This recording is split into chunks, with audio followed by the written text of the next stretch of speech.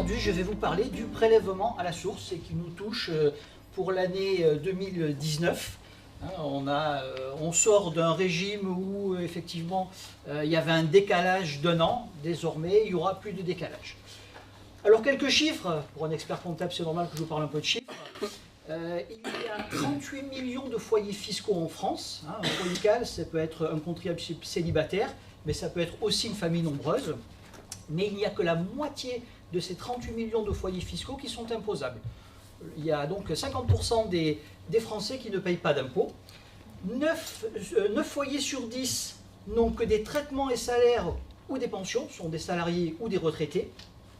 Et 90% des foyers imposables n'auront un prélèvement à la source qui sera inférieur à 10% seulement. Donc vous voyez, ça ne touche pas grand-chose. Ce matin, je regardais encore ce que ça représente dans le budget français. Le numéro 1 dans les recettes de l'État, c'est la TVA. C'est pour ça que l'administration fiscale est si vigilante là-dessus, puisque c'est pas loin de 200 milliards de recettes. L'impôt sur le revenu, ce n'est à peine que 77 milliards. L'impôt sur les sociétés, c'est 58 milliards. La taxe intérieure de consommation sur les produits énergétiques, c'est-à-dire la taxe sur les carburants, c'est 14 milliards, et ça ne fait qu'augmenter. Et puis le dernier, c'est les droits de succession, c'est 10 milliards. Voilà, tout ça, ça vous situe un petit peu le problème. Le passe donc en 7 lignes. La mise en œuvre, c'est à partir du 1er janvier 2019. Il faut savoir que nous étions, la France et la Suisse, en Europe, le dernier pays à ne pas faire de prélèvement à la source. C'est quelque chose qui est très courant dans le restant de l'Europe, qui est très courant en Amérique du Nord, en Amérique du Sud. Ce prélèvement à la source concerne tous les revenus, tout ce qui se déclare. Il y aura deux modalités. Vous allez voir la retenue à la source, on va en parler un petit peu plus loin, et puis ce qu'on appelle l'acompte contemporain. Ça ne va concerner que les revenus pour lesquels il ne peut pas y avoir de prélèvement à la source. Je vais vous l'expliquer. L'administration fiscale va déterminer un taux de prélèvement. Pour l'année 2018, parce que c'est une particularité, on verra le fameux CIMR, le crédit d'impôt de modernisation du recouvrement. On verra aussi que les obligations déclaratives subsistent. On va continuer à faire sa déclaration de revenus comme d'habitude. Il n'y a rien qui change. Ce n'est que le recouvrement qui change. Et puis on verra le futur calendrier. Donc le champ d'application. Le champ d'application, ce sont les revenus salariaux, les revenus de remplacement. Les revenus de remplacement, c'est les indemnités journalières de sécurité sociale, la prévoyance ou autre. Les pensions, pensions de retraite, les rentes viagères, les revenus des travailleurs indépendants. Donc ça, c'est les revenus, les salaires de gérance majoritaire. Quand vous êtes gérant d'une SARL ou d'une URL, vous avez des revenus de gérant majoritaire, vous n'avez pas de fiche de paye. Les revenus fonciers, les revenus de location meublé, les revenus de location nus. Le meublé, ça c'est de l'industriel des BIC. Et bien sûr, donc l'obligation est maintenue pour la déclaration. Si c'est une retenue à la source, c'est calculé sur le montant net imposable à l'impôt sur le revenu des sommes versées, des avantages accordés après déduction et avant déduction de l'abattement de 10%. Ça, ce sont les bases de calcul qu'il va y avoir. S'il y a donc retenue à la source.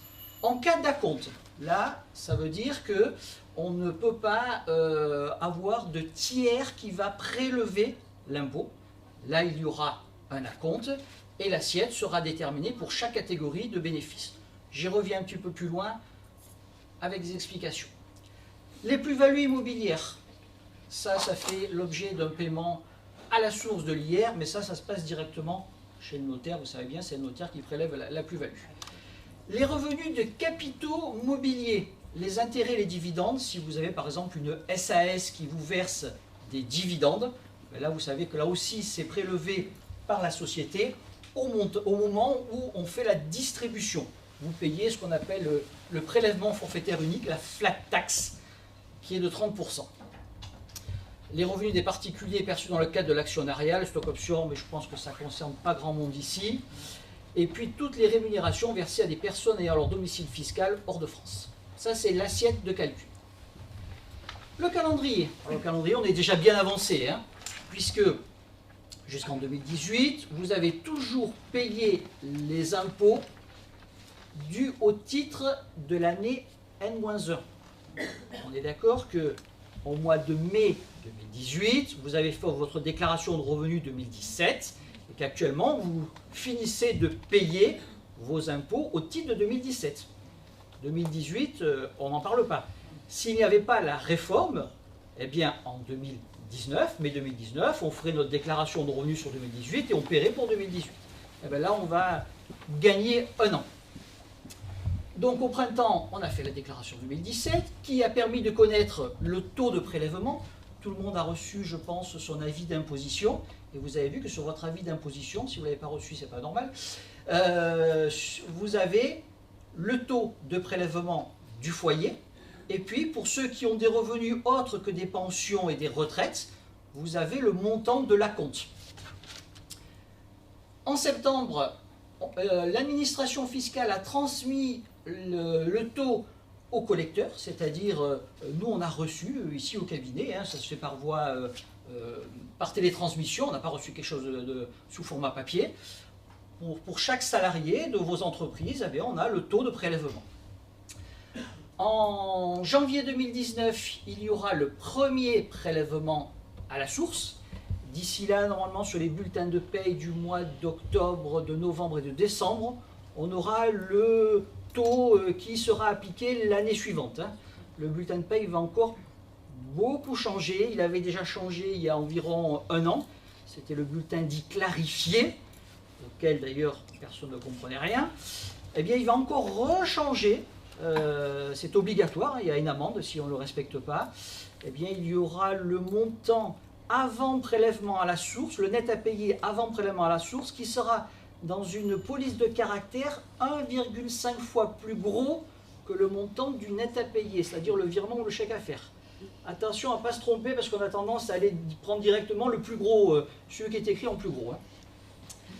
Printemps 2019, on fera notre déclaration de revenus 2018, même si c'est, on va le voir un peu plus loin, une année quasi blanche. On fait sa déclaration, il n'y a rien qui change, d'accord? Et ça va permettre d'actualiser le taux de prélèvement en fonction des revenus 2018. Dans cette réforme, tout passe par l'administration fiscale.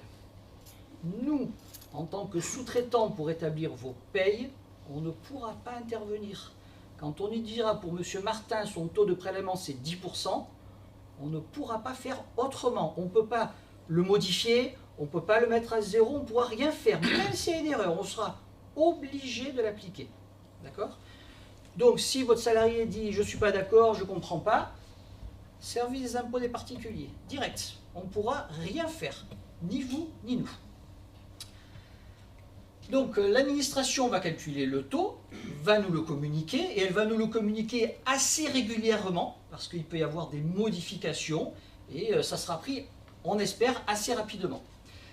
C'est elle donc qui sera destinataire des éventuelles demandes de modulation du taux de prélèvement exprimées par le contribuable. En clair, il y a un heureux événement dans la famille, il y a une naissance, eh bien il faudra que le contribuable aille sur son espace sur impôt.gouv.fr, espace particulier, aller le déclarer, et l'administration fiscale va recalculer, va renvoyer au tiers le nouveau montant du taux de prélèvement. Elle continuera à recevoir les déclarations de revenus des contribuables comme aujourd'hui, et je vous rappelle que ça y est, c'est fini, plus de déclarations papier, à part quelques exceptions pour des gens qui n'auraient pas Internet, c'est déclarations par Internet, hein, pour tout le monde. Elle calculera le montant final de l'impôt et il n'y a rien qui change, ils n'ont rien changé dans les modes de calcul de l'impôt, donc là il n'y a rien qui change. L'administration fiscale recevra le paiement du solde de l'impôt ou procédera à la restitution d'un éventuel trop versé. Alors attention sur la réforme du prélèvement à la source, de l'impôt, pardon. Ça ne veut pas dire, le prélèvement à la source, que c'est un prélèvement libératoire. C'est-à-dire que si on vous prend sur votre salaire 10%, ça ne veut pas dire que vous avez déjà tout payé vos impôts. En fin d'année, on va tout recalculer. On va dire, ben voilà, il a eu tant de rémunération, moins les 12 acomptes qu'il a versés, et il y aura un solde. Alors, ça ne devrait pas être y avoir trop de différence, mais il peut y avoir soit un pas assez payé, soit un trop versé. Le salarié n'a aucune information concernant sa situation fiscale à donner à son employeur. À la rigueur, il ne discute pas avec vous. Puis vous savez qu'on est soumis au secret professionnel là-dessus. Le taux du prélèvement à la source de son salarié, c'est quelque chose qui n'a pas à être révélé. La retenue, modalité donc du prélèvement à la source, c'est une retenue à la source pour les revenus versés par des tiers. C'est ça qui est important. Ça veut dire que le prélèvement à la source ne peut s'appliquer que s'il y a un tiers verseur, c'est-à-dire une caisse de retraite, un employeur. Si vous avez des revenus fonciers, par exemple, on ne va pas demander à vos locataires de verser un bout du loyer à l'administration fiscale pour payer votre impôt. D'accord ? Les collecteurs sont soumis à 3 obligations. Les collecteurs, c'est vous en tant que chef d'entreprise, et vous nous déléguez à nous, cabinet d'expertise comptable, cette obligation. On va récupérer et appliquer chaque mois le taux de prélèvement calculé et transmis par la DGFiP. Et si on ne l'a pas, on devra appliquer un taux par défaut. Je vous en reparle un petit peu plus loin. On devra prélever la retenue correspondante sur le revenu concerné avant leur versement aux bénéficiaires. Mais grosso modo, c'est comme s'il y avait une ligne supplémentaire de charge sociale sur le bulletin. Voilà, il n'y a pas grand-chose qui change là-dessus. Et on doit déclarer et reverser cette retenue à la DGFiP. Comment ça va se passer? Ça va se passer avec la DSN. La DSN, c'est la déclaration sociale nominative. C'est ce qui a remplacé, les DUX, les déclarations sociales qu'on faisait par le passé. Tout ça, c'est mensuel. Et on va devoir reparamétrer encore nos logiciels pour justement intégrer ce prélèvement à la source. L'assiette du calcul du prélèvement à la source sera le salaire net imposable, c'est-à-dire c'est le salaire après déduction du précompte salarial. Grosso modo, 20% du brut.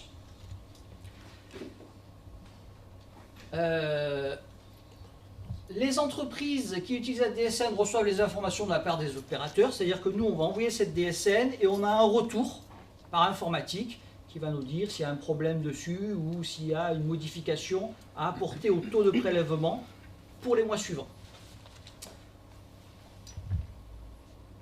Alors il peut y avoir des distorsions d'assiette, notamment si vous avez des salariés qui sont en arrêt de travail pour lesquels vous appliquez une subrogation. Là, ça va poser problème. On n'a pas encore toutes les réponses. Pour les contrats courts, vous prenez un extra, par exemple, pour une journée, notamment à la restauration. Là, on va être un petit peu embêté parce que on n'aura pas le temps de recevoir son taux de prélèvement à la source. Eh bien là, pareil, on va appliquer le taux neutre. Je vous en reparle un petit peu plus loin. Et puis, tout ce qui est apprentis et stagiaires, eux, ils ont une exonération dans la limite du SMIC annuel. Donc les modalités pratiques, le taux du prélèvement repose sur les données historiques connues du fisc. Ça veut dire que le taux il est calculé en fonction de la dernière déclaration déposée. Pas plus que ça. L'impôt sur le revenu de référence pour le calcul du taux de prélèvement est calculé avant imputation des réductions et crédits d'impôt. Alors ça c'est très important. Imaginons que vous payez 12 000 € d'impôt, mais que vous avez un CICE, le crédit d'impôt compétitivité emploi de 6 000. D'accord? Par le passé, vous payez en fait 6 000 €. La différence, vous ne payez que 6 000 € d'impôt. Et bien là, le taux du prélèvement à la source, il va être calculé sans tenir compte de ces crédits d'impôt. En fait, les crédits d'impôt, désormais, ils vous seront remboursés qu'une fois l'an. Alors, ils vont vous faire un acompte en janvier et le solde quand vous déposez votre déclaration. Ce qui veut dire que vos acomptes seront plus élevés que par le passé si vous avez d'habitude des crédits d'impôt. Pour les 8 premiers mois de l'année 2019, le taux de prélèvement est calculé à partir de revenus 2017. Jusque-là, pas de souci. Pour les 4 mois suivants, ces éléments sont rafraîchis en tenant compte de la déclaration de revenus 2018. On actualise. En l'absence de données, application d'un taux neutre. Et puis il y a des aménagements spécifiques pour ceux qui débutent en 2018, c'est-à-dire c'est les primo-déclarants, puisque eux, il n'y a pas d'antériorité, c'est la première fois qu'ils se déclarent. Voilà le taux. C'est une formule mathématique, ça n'a pas d'intérêt particulier. Le taux peut être individualisé pour chaque membre du couple. Ça veut dire que si vous avez bien regardé vos avis d'imposition, vous avez un taux de prélèvement à la source moyen pour le couple.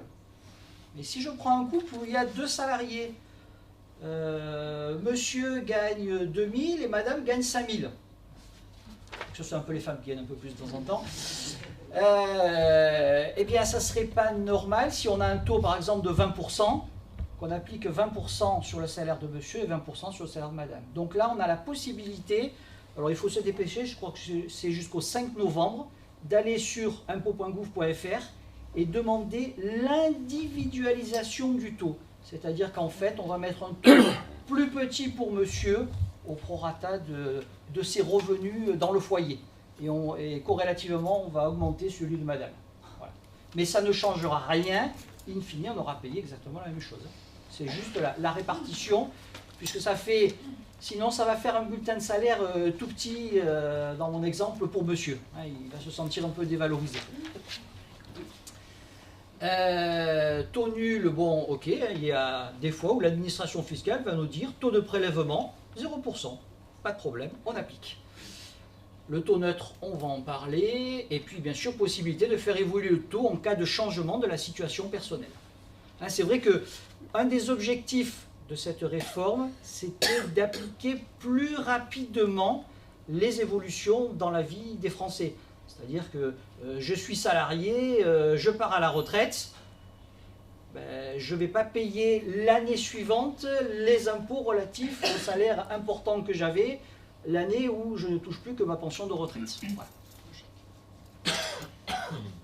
Alors, les salariés qui le souhaitent peuvent refuser que l'administration fiscale transmette leur taux personnalisé à leur employeur. Effectivement, il y a beaucoup de gens qui se sont élevés là-dessus parce que vous avez un salarié qui gagne, admettons, le SMIC, et puis on vous transmet un taux de prélèvement de 20%. Vous allez vous poser des questions, et dire, ben, dans son foyer, il doit avoir d'autres revenus quand même, ce monsieur. Donc pour éviter ça, ben, la loi elle a prévu qu'effectivement, le salarié dise à l'administration fiscale, ne transmettez pas mon taux à mon employeur, je veux qu'on transmette un taux neutre. Et on verra un peu plus loin le taux neutre. Le taux neutre, c'est le taux pour un célibataire, ce qui n'est pas forcément intéressant. Et si on transmet ce taux neutre, eh bien l'administration va recalculer ce qu'on doit. Et si le taux neutre équivaut à un impôt plus petit, elle va vous prélever le complément sur votre compte bancaire. Elle ne veut pas être perdante.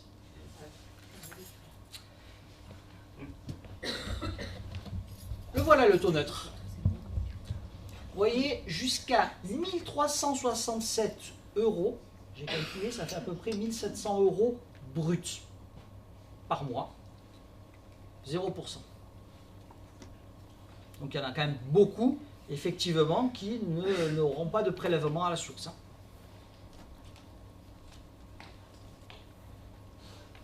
Le calendrier du reversement. Donc les entreprises doivent reverser l'impôt à l'administration fiscale selon le calendrier suivant. Les 50 salariés, je crois que ça ne concerne personne ici, on laisse tomber. On va directement dans les moins de 50 salariés. Eh bien, nous, on doit déposer la DSN le 15 du mois. En fait, on transmet toutes les informations. Et après, l'administration, elle va venir sur votre compte prendre le montant des cotisations sociales et de l'impôt. Et ça sera prélevé le 18 du mois. Pour les entreprises de moins de 11 salariés et sur option, vous avez la possibilité d'avoir un reversement trimestriel. je ne vous le conseille pas. Je pense qu'il vaut mieux être en mensuel. Donc septembre 2018, sur la base du volontariat, on fait des tests avec l'administration. Ça a permis de voir là où il y avait des erreurs. Voilà, et puis on peut faire un bulletin de paye fictif, mais bon, pas d'intérêt particulier. Ça aussi... de l'émission du débiteur, compte rendu, compte de prélèvement.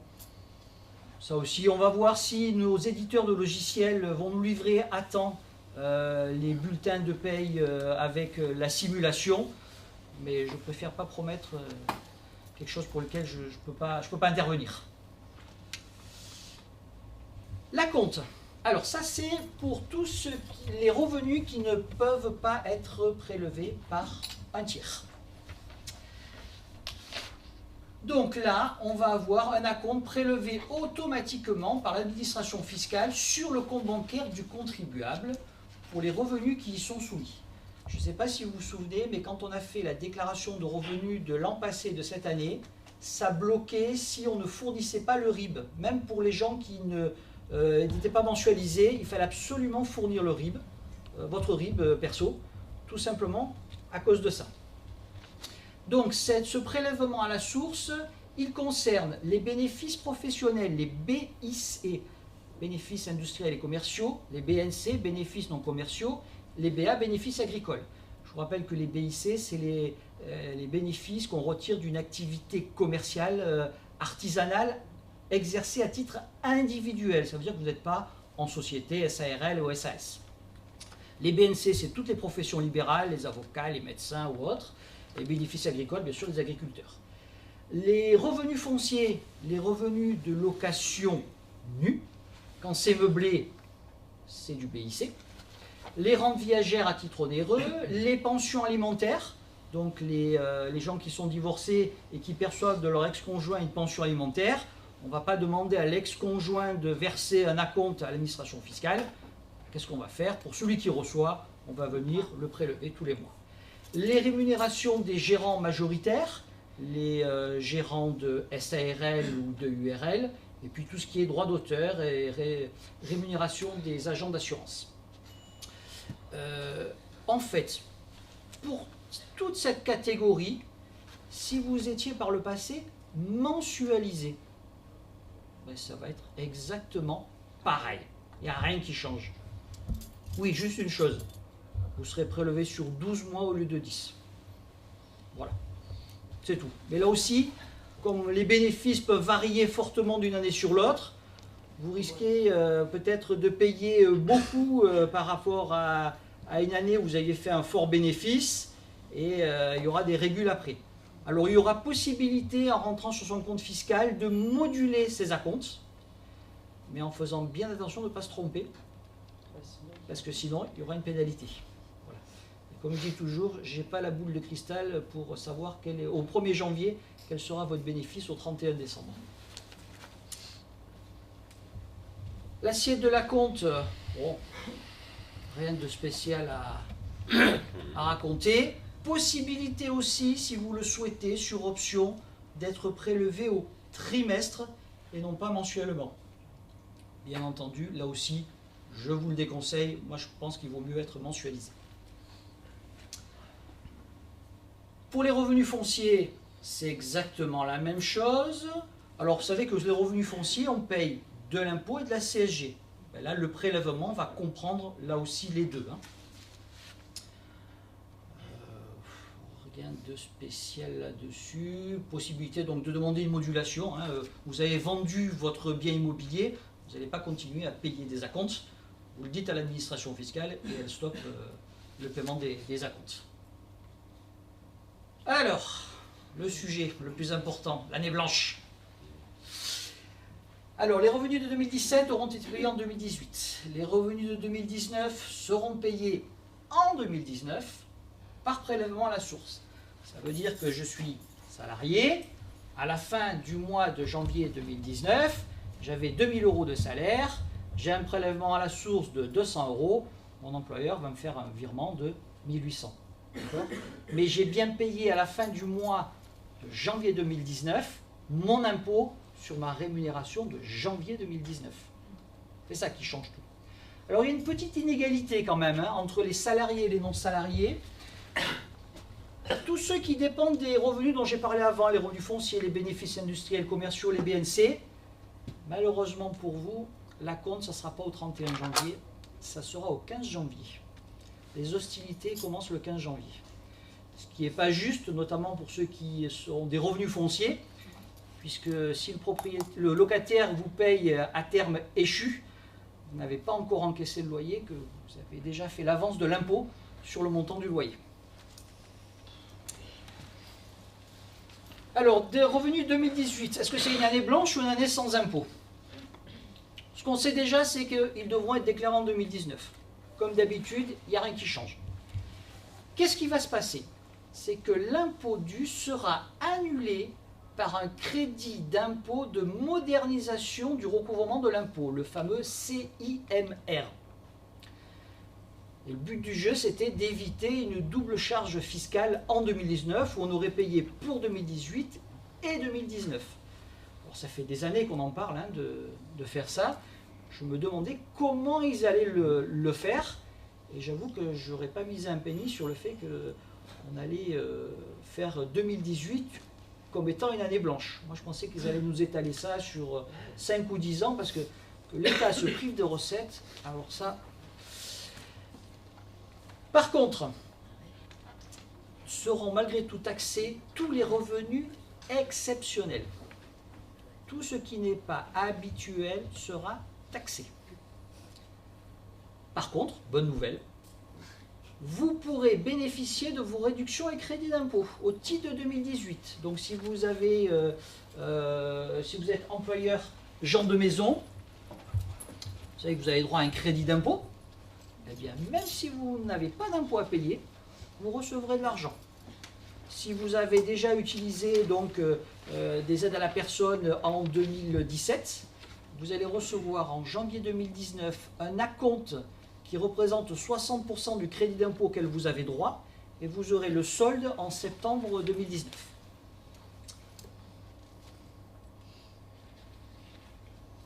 Crédit d'impôt de modernisation de recouvrement de l'impôt sur le revenu. Attention, je n'ai pas parlé des prélèvements sociaux, parce que c'est deux choses complètement différentes. L'impôt sur le revenu de 2010 sera effacé au moyen du fameux CIMR afin d'éviter aux contribuables un double prélèvement. En fait, vous recevez votre avis d'imposition, on vous dira montant de l'impôt à payer 9 000 €, moins crédit d'impôt CIMR 9 000 € à payer 0. Voilà, c'est comme ça que ça va se passer. Donc pas de double imposition en ce qui concerne les salaires, et encore pas tous, les retraites, les revenus de remplacement, les revenus des indépendants, les rémunérations des gérants majoritaires, et qui ne présentent pas un caractère exceptionnel. Donc la tentative de dire ben, je vais augmenter mon salaire en 2018 et puis je vais le baisser en 2019, puisque c'est là où je vais avoir le prélèvement à la source, non, ça ne marchera pas. Ils ont étudié le cas. Coup de bol. Ils ont fait aussi un CIMR social, puisque au niveau de l'impôt, vous payez de l'impôt sur le revenu et des prélèvements sociaux. Donc il y aura un CIMR social. Le CIMR sera limité aux seuls prélèvements sociaux prélevés par voie de rôle et qui seront prélevés à la source.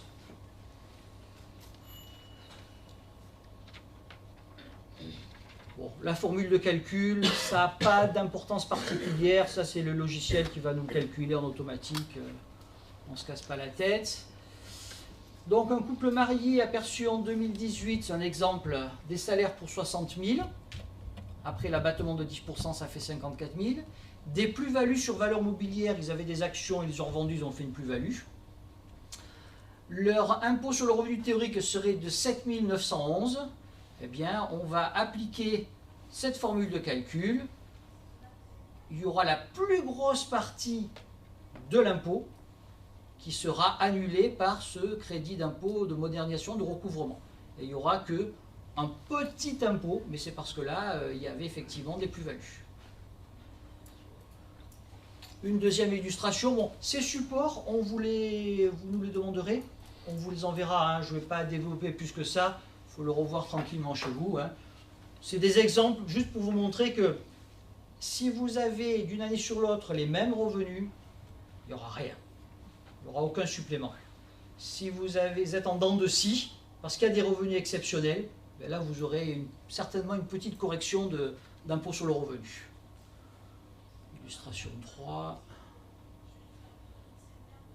Je vais en reparler un petit peu plus loin. Bon, on a fait plusieurs... Alors, les dispositifs, les fameux dispositifs anti-abus. Ils sont destinés à limiter les effets d'aubaine en 2019. Donc, premièrement, les revenus exceptionnels de 2018 seront exclus de ce crédit d'impôt. Pour la rémunération des dirigeants, là, on va faire une appréciation pluriannuelle. On va faire une espèce de moyenne glissante sur 3 ans et on va regarder où vous en êtes. Pour les revenus fonciers, ça ne fonctionnera que pour les revenus fonciers habituels et les charges courantes. Pareil pour les BIC, BNC, on va faire une moyenne glissante sur 2015, 2016, 2017. Les revenus exceptionnels, ben, l'administration fiscale, elle a dit qu'est-ce qu'elle entend par revenus exceptionnels. La loi a défini donc les revenus de nature salariale susceptibles d'être qualifiés de revenus exceptionnels qui n'ouvrent pas droit au crédit d'impôt. Les revenus correspondant par leur date normale d'échéance à une ou plusieurs années antérieures ou postérieures, des rappels de salaire par exemple, ça ne fait pas partie de l'année 2018, donc ceux-là, ils sont exclus et ils seront taxés. Tout autre revenu qui, par sa nature, n'est pas susceptible d'être recueilli annuellement, une grosse prime ou autre qui serait inhabituel, et les gratifications surrogatoires autres. Alors, la rémunération des dirigeants.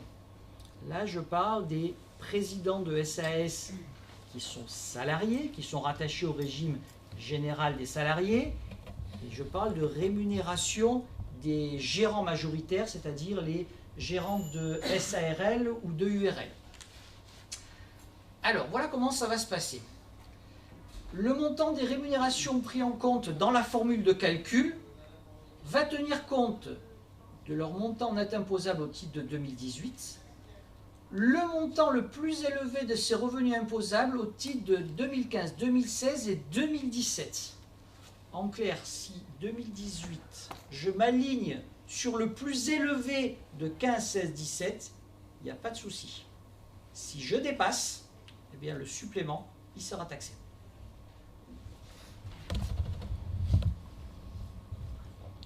L'illustration, on peut passer.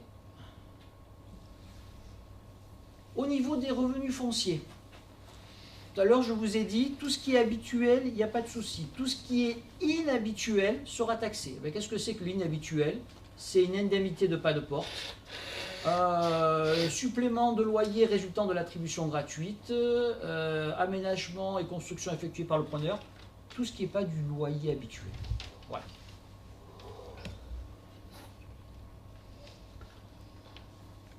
Un exemple.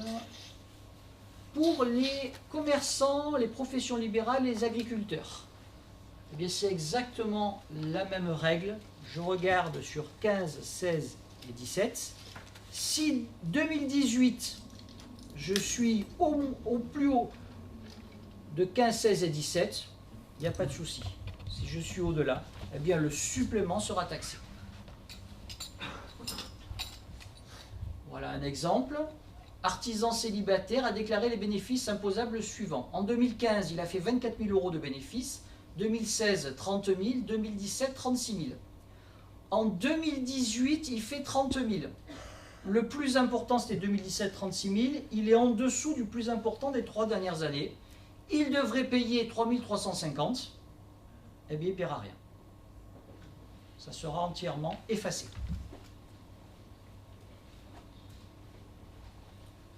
Le même célibataire 2015, il a fait 24 000 euros de bénéfices, 30 000, 36 000. Et en 2018, il a poussé, il est à 42 000. Donc il est au-delà de la plus forte des 3 années passées.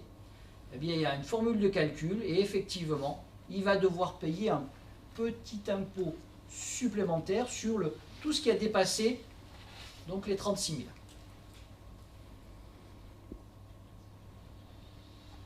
Pour le PERP, le plan d'épargne retraite, pourriez-vous dire, puisque je ne paye pas d'impôt en 2018, à quoi ça sert que je verse de l'argent dessus, puisque ça ne me rapportera rien? Eh bien là, qu'est-ce qu'ils ont fait? Si les primes versées en 2018 sont inférieures à celles versées en 2017 et en 2019, le contribuable ne pourra déduire de son revenu imposable en 2019 que la moyenne des versements réalisés en 2018 et 2019. Donc pour vous inciter à ne pas stopper vos versements sur les PERP, eh bien, il limite la déduction future. Ça, on s'en fiche. Alors, le recouvrement et les mesures de contrôle. Mais il n'y a rien de spécial, si ce n'est que l'administration s'est arrogé le droit de gagner 1 an de plus pour vous contrôler. Et 2018 sera contrôlable jusqu'en 2022. Parce qu'effectivement, on pourrait être tenté, sachant qu'on ne va pas payer d'impôts, de ne pas déclarer comme il faudrait. Elle est vigilante là-dessus parce qu'il y a peut-être des pertes de recettes pour elle. Donc, ils vont regarder ça de plus près. Quelles sanctions en cas d'erreur ou de fraude? Donc si les entreprises se trompent lors du calcul du prélèvement ou lors du reversement, ben c'est exactement comme si vous ne payez pas votre URSSAF ou vos caisses de retraite. Rien de plus, rien de moins. Il y avait des sanctions qui étaient très élevées, et puis le législateur est revenu dessus. Pas de souci particulier. Alors se tromper dans le calcul, franchement, l'administration fiscale nous donne un taux, on l'applique religieusement. Je pense qu'il n'y aura pas de souci dessus. Le seul souci qu'il peut y avoir, c'est vous avez une difficulté et vous ne pouvez pas payer. Le souci, il est là. Et qu'est-ce qui se passe après pour vos salariés? Là aussi, pas de souci. Les salariés, même si l'entreprise n'a pas payé, eh bien, l'administration fiscale considérera que l'impôt a bien été payé pour le contribuable, hein, heureusement. Hein. Et puis, si vous payez, si l'entreprise ne paye pas, ils vont utiliser les trucs habituels. Hein. Quand vous ne payez pas votre TVA, vous recevez un recommandé, et puis après c'est l'huissier, et les choses habituelles. Hein, mais ils ne se tourneront pas vers le contribuable parce qu'ils considèrent que lui, il a payé, il a été prélevé. On vous dit d'ailleurs, quand certains d'entre vous ont des difficultés pour payer leurs charges sociales, on leur dit, payez au moins le précompte salarial. Vous ne pouvez pas payer les charges patronales, mais payez le précompte salarial, parce qu'on vous dit c'est du pénal. Parce qu'effectivement, ne pas reverser le précompte salarial, c'est comme si je vole mon salarié. Puisque c'est à lui en fait. Hein.